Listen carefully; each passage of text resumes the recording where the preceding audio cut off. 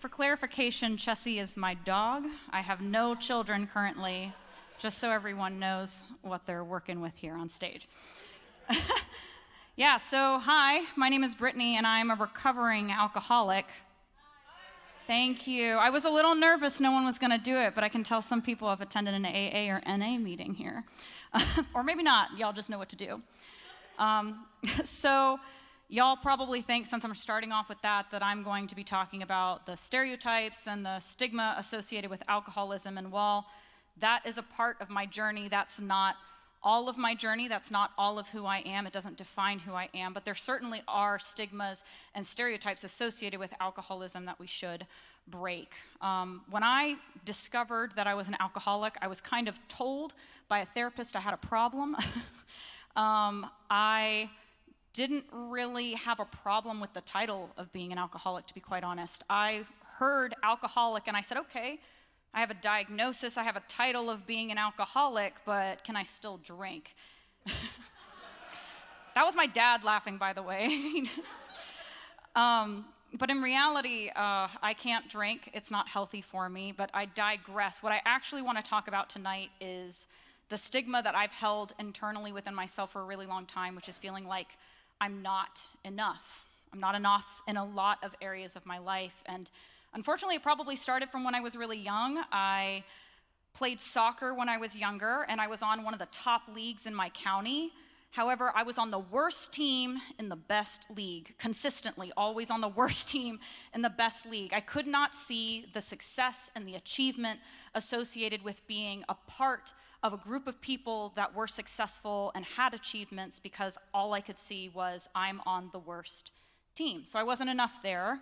I also grew up singing, as you guys probably saw earlier. So I grew up singing, and I also competed in regional competitions for classical music as well as musical theater, and I consistently got second and third place in these regional competitions. So once again, it was affirmed to me, I'm not enough. I'm not good enough at sports. I'm not good enough at something that brings me joy. I'm just not good enough overall. Unfortunately, it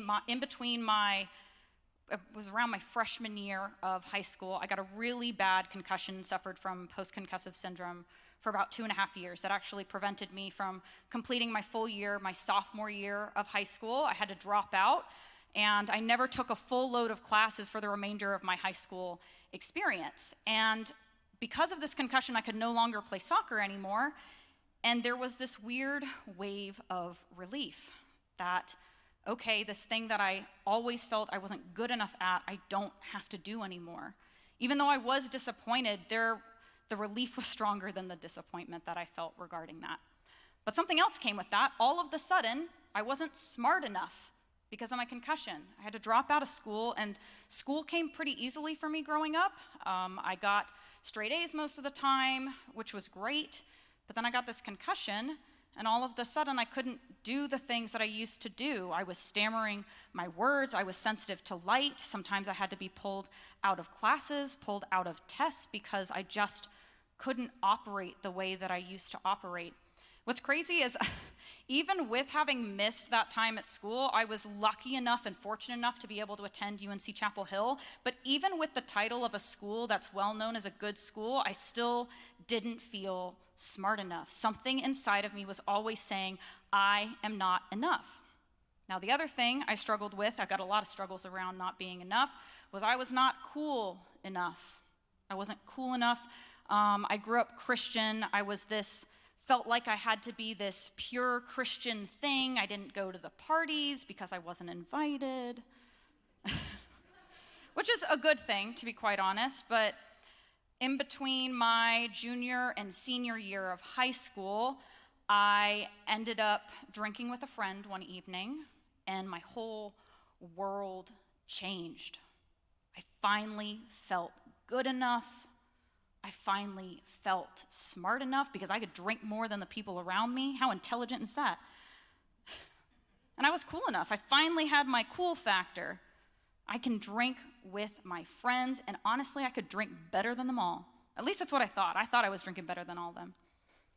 I woke up the next morning from that evening of fun, and my friend texted me that he had a hangover. He was feeling sick. He's on the toilet. and I felt great. I wasn't feeling these physical symptoms that all these other people around me said that they were feeling associated with drinking. So I thought, I am good at this. I am good enough at drinking. I finally felt full from drinking alcohol. And unfortunately, there's a lot of negative consequences associated with drinking. My grandma, who's here tonight, knows one of these stories. There was one time I got so drunk, which is not the good start to any story, by the way. I got so drunk that I didn't wake up the next morning to go to an event, and I was so wasted. I didn't wake up in time. I didn't have time to take a shower. It was a really awkward drive with my grandma, my mom, and my friend as we're driving out of town. It was silent, and my grandma goes, "If I squeezed a lime on you, I swear I could take a shot of tequila." She's a funny lady. You guys should meet her afterwards. But even in those moments where I felt like drinking might be a problem, I still didn't want to stop. I would say I actually recognized that I had a problem with drinking. I knew that something about my drinking habits was different than those around me. I would say I was not a normal drinker. I remember having conversations with friends where I would tell them, I was like, the way that you're talking about this substance is just not the way that I think about it. And then it progressed to where I was drinking alone. At this point, I'm not even 21, but I would find my way to alcohol. I would find my way to the people who would give me alcohol, which was sometimes were not the right people that I should have surrounded myself with, to be quite honest. But anything that could get me the substance that I needed that made me feel whole. Unfortunately, I resided what made me feel whole in this substance rather than in God. And I knew God from a young age. I grew up in a Christian household. I was the type of kid when I was little where I would talk to God out loud. I'd be like, "God, you so good. Devil, you suck." People thought I was strange. Still am. But I knew who he was. And I wouldn't say I separated myself from him, but I went numb for a few years.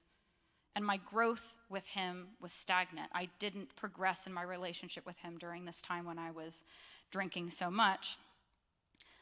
Then all of the sudden, it's now getting worse. I'm drinking a lot. Negative consequences are coming in, and I'm now going to rehab. And before rehab, I already kind of knew I had a problem. I would casually attend AA meetings, but unfortunately, something that happened to me during this time was I would go to these AA meetings and people would question whether or not I was actually an alcoholic. They would say, "Are you sure? But this hasn't happened to you yet. I'm not sure you've hit your rock bottom," which made me feel excluded. And once again, I'm not feeling enough. There was one specific experience where I was in rehab and we went to an NA meeting. I have not done any other narcotics. I had just done alcohol. That's the only one I had done.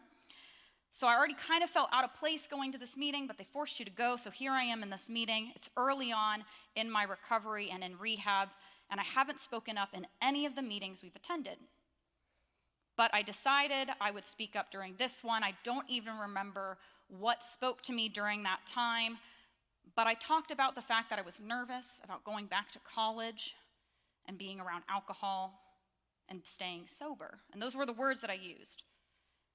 And this one lady, it was an older lady, she stood up and she slapped what is the NA's version of a Bible, and she said, "That is not the language we use in here.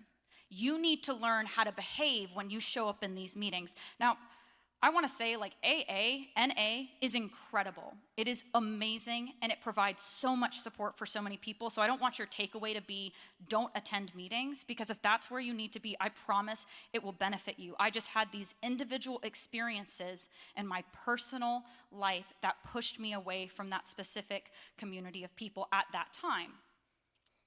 And so now I don't feel normal enough, but I'm not alcoholic enough. I can't be a normal drinker like everybody else around me, but I feel like I shouldn't even be in this rehab center. It was such a confusing time of feeling like I am not enough. And this substance, this thing that had finally made me feel like I was enough was being taken away from me, it felt like. And the people around me telling me, you don't belong in either one of these communities.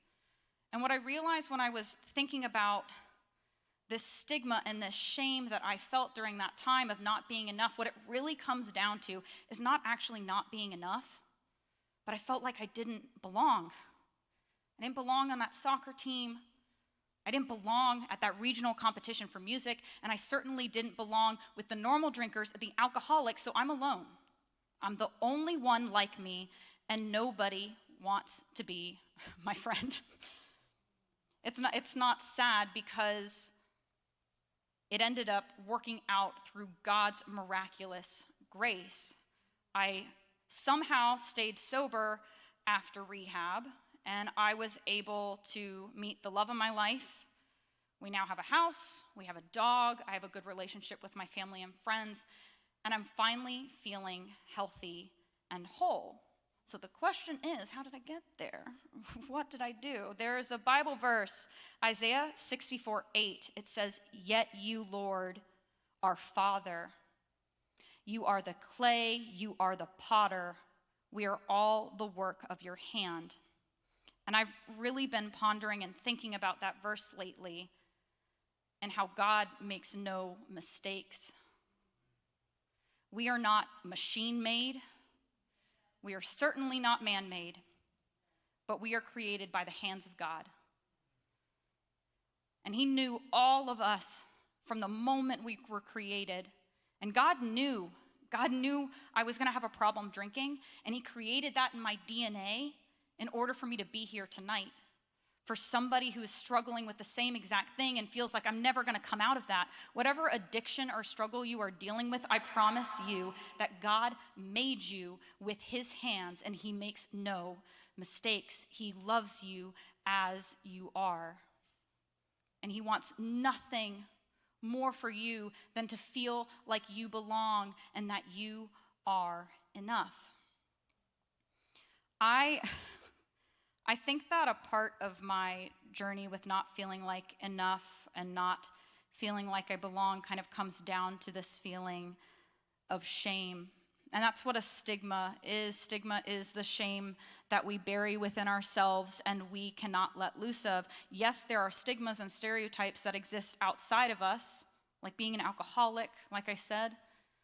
When I probably first said that at the beginning of this talk, you may have made assumptions about what my story or my testimony or my journey may have looked like. You might have thought she had a DUI.